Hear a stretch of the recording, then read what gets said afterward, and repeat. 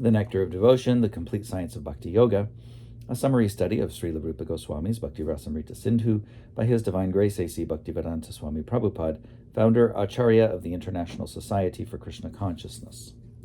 Chapter 48, Dread and Ghastliness. And this chapter constitutes the sixth and seventh waves of the northern side. The sixth wave is called Bhayanaka Bhakti Ras, dread, and the seventh wave is called Vibhatsa Bhakti Ras, ghastliness. And the northern side is called Gona Bhakti Ras, indirect loving relationships. Dread. In ecstatic love for Krishna in dread, there are two causes of fear: either Krishna himself or some dreadful situation for Krishna.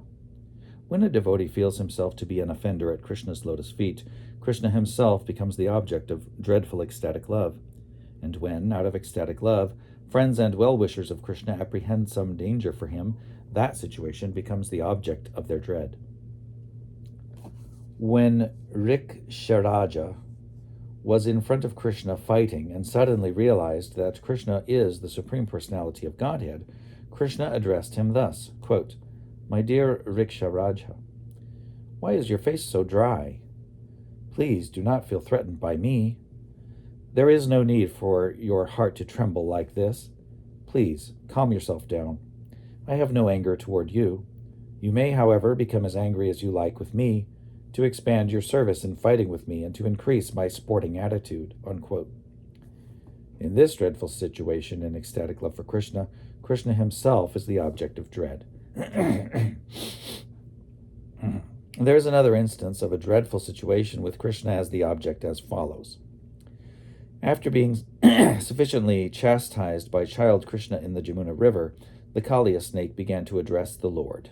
Quote, "O killer of the Mura demon, I have acquired many mystic powers by my austerity and penances, but before you I am nothing.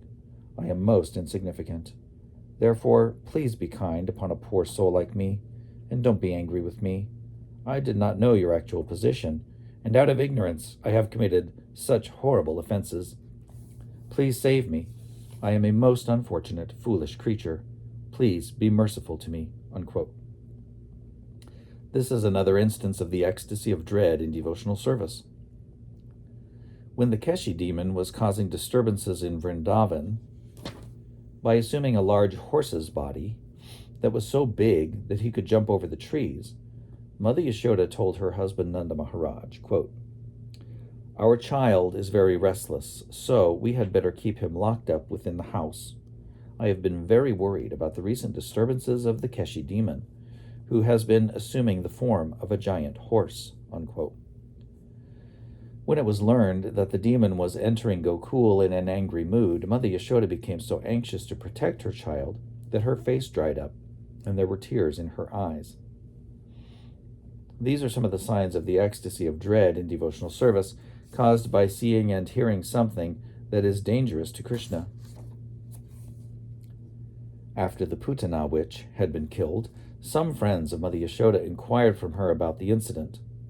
Mother Yashoda at once requested her friends, quote, please stop. Don't bring up the incident of Putana. I become distressed just by remembering this incident. The Putana witch came to devour my son, and she deceived me into letting her take the child on her lap. After that she died and made a tumultuous sound with her gigantic body," unquote. In the ecstasy of devotional service in dread, the unconstitutional symptoms are drying up of the mouth, exuberance, glancing behind oneself, concealing oneself, bewilderment, searching after the endangered lovable object, and crying very loudly. Some other unconstitutional symptoms are illusion, forgetfulness, and expectation of danger. In all such circumstances, the ecstatic dread is the steady or constant factor. Such dread is caused either by offenses committed or by dreadful circumstances.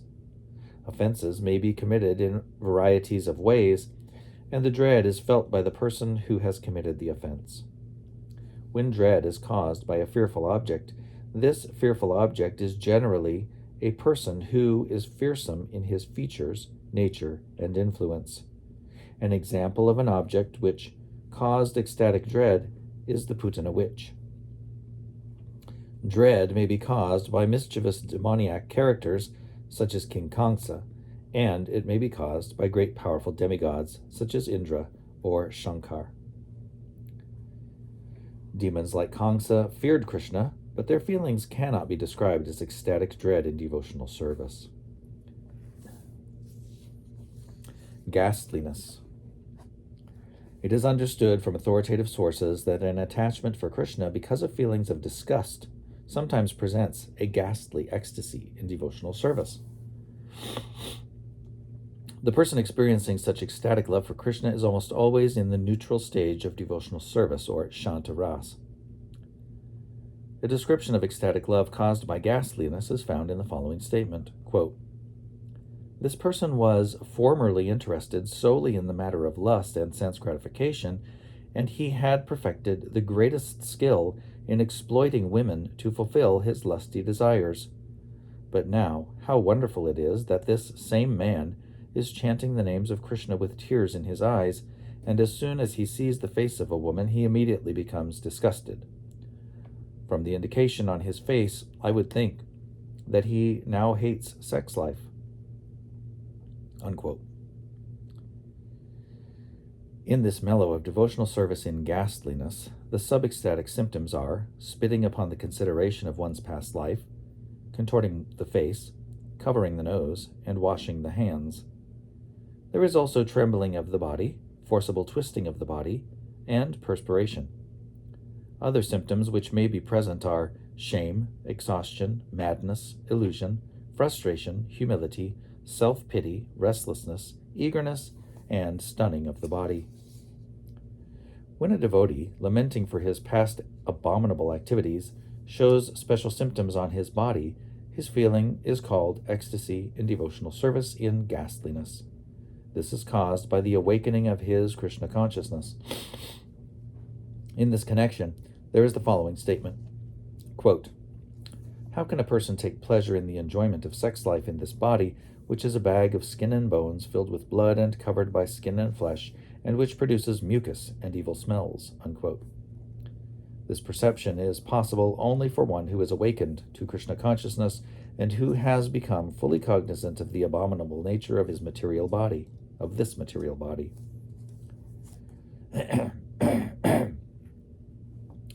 A fortunate child in the womb of his mother prayed to Krishna as follows, quote, "O enemy of Kamsa, I am suffering so much because of this material body.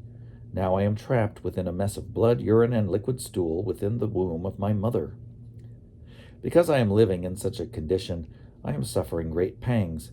Therefore, O divine ocean of mercy, please be kind to me.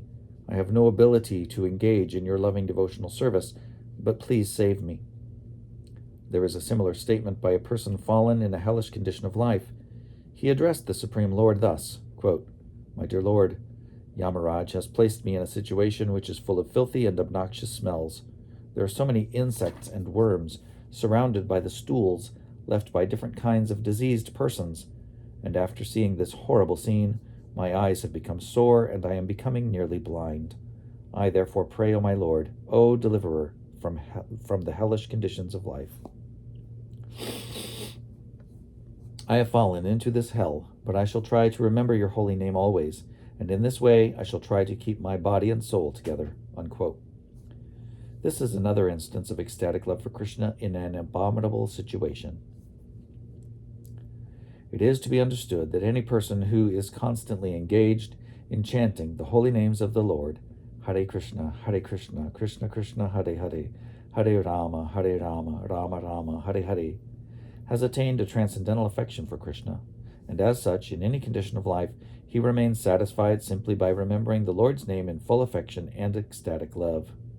In conclusion, it may be stated that ecstatic love for Krishna in ghastliness appears during the development of dormant neutrality into developed affection.